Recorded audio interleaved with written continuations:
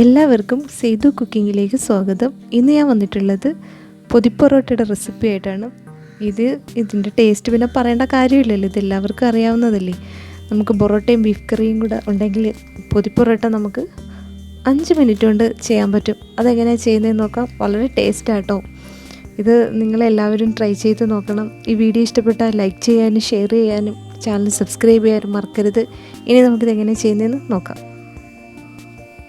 ആദ്യം നമുക്ക് വാഴയിൽ നിന്ന് വാട്ടിയെടുക്കണം. ഒരു ചെറിയൊരു വാഴയില എടുത്തിട്ടുണ്ട്. അത് കഴുകി വൃത്തിയാക്കിയിട്ട് ഉള്ള വാഴയിലയാണ് എടുത്തേക്കുന്നത്. ഇത് നമുക്കൊന്ന് അടുപ്പിനകത്ത് വെച്ചിട്ടൊന്ന് ചൂടാക്കിയെടുക്കാം. പിന്നീട് വാഴയില ഇത് ചൂടാക്കാതെ എടുക്കരുത്, ഇത് പെട്ടെന്ന് പൊട്ടിപ്പോവും. അതുകൊണ്ട് നമുക്കൊന്ന് വാഴയിട്ട് നന്നായിട്ടൊന്ന് വാട്ടിയെടുക്കാം. ഇനി നമുക്ക് ചെയ്യേണ്ടത് ഇഡ്ഡലി പാത്രത്തിൽ കുറച്ച് വെള്ളം എടുത്തിട്ട് വെള്ളം ഒന്ന് തിളയ്ക്കാൻ വെക്കണം. ഇതിനകത്തൊരു തട്ട് വെച്ചിട്ടുണ്ട്. നന്നായിട്ട് തിളയ്ക്കുന്നിടം വരെ നമുക്കൊന്ന് വെയിറ്റ് ചെയ്യാം. ഞാൻ ബീഫ് കറി എടുത്തിട്ടുണ്ട്. അത്യാവശ്യം ചൂടുള്ള ബീഫ് കറിയാണ്. നമ്മൾ എടുക്കുന്ന കറിക്കും പൊറോട്ടയ്ക്കും ചൂട് വേണം. പിന്നീട് കറി അതിനകത്ത് കുറച്ച് ഗ്രേവിയും കൂടെ വേണം കേട്ടോ, എന്നാലേ ഇത് പൊറോട്ടയ്ക്കകത്ത് ഒഴിക്കുമ്പോഴൊന്ന് കുതിർന്ന് കിട്ടത്തുള്ളൂ. പിന്നെ ഞാൻ പൊറോട്ട എടുത്തിട്ടുണ്ട്. പൊറോട്ടയും നന്നായിട്ട് ചൂടായിട്ടുള്ള പൊറോട്ടയാണ് എടുത്തേക്കുന്നത്. ഇനി പൊറോട്ട ഒന്ന് സെറ്റ് ചെയ്ത് കൊടുക്കാം. ആദ്യം വാഴയിലേക്കകത്തോട്ട് ഒരു പൊറോട്ട വെച്ച് കൊടുക്കുക.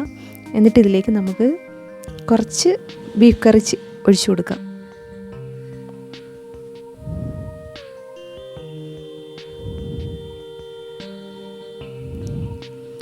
എന്നിട്ട് ഇത് വീണ്ടും ഒരു പൊറോട്ടയും കൂടെ വെച്ച് കൊടുക്കാം.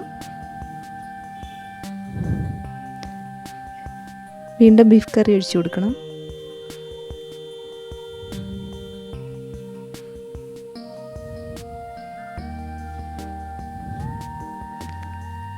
ഇനി എന്നിട്ട് വീണ്ടും ഒരു പൊറോട്ടയും കൂടെ വെച്ച് കൊടുക്കുന്നത്.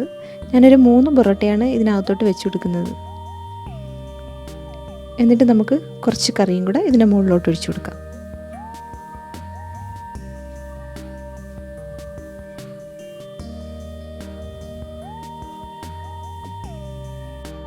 നമുക്കിനി ഈ പൊറോട്ടയൊന്ന് പൊതിഞ്ഞെടുക്കാം.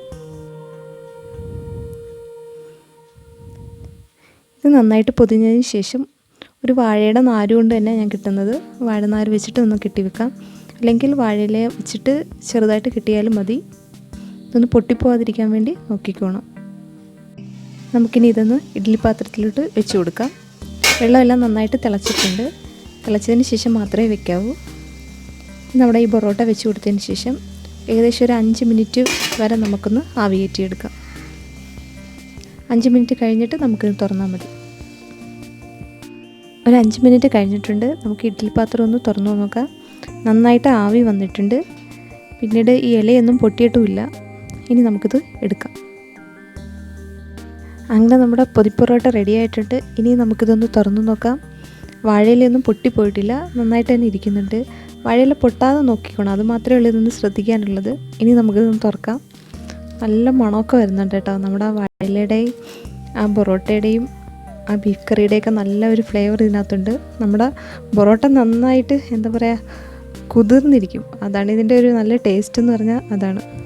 എല്ലാവരും ഇതൊന്ന് ട്രൈ ചെയ്ത് നോക്കണം കേട്ടോ. എൻ്റെ ഈ വീഡിയോ ഇഷ്ടപ്പെട്ടിട്ടുണ്ടെങ്കിൽ ലൈക്ക് ചെയ്യാനും ഷെയർ ചെയ്യാനും ചാനൽ സബ്സ്ക്രൈബ് ചെയ്യാനും മറക്കരുത്. വീണ്ടും മറ്റൊരു വീഡിയോയായി വീണ്ടും കാണാം.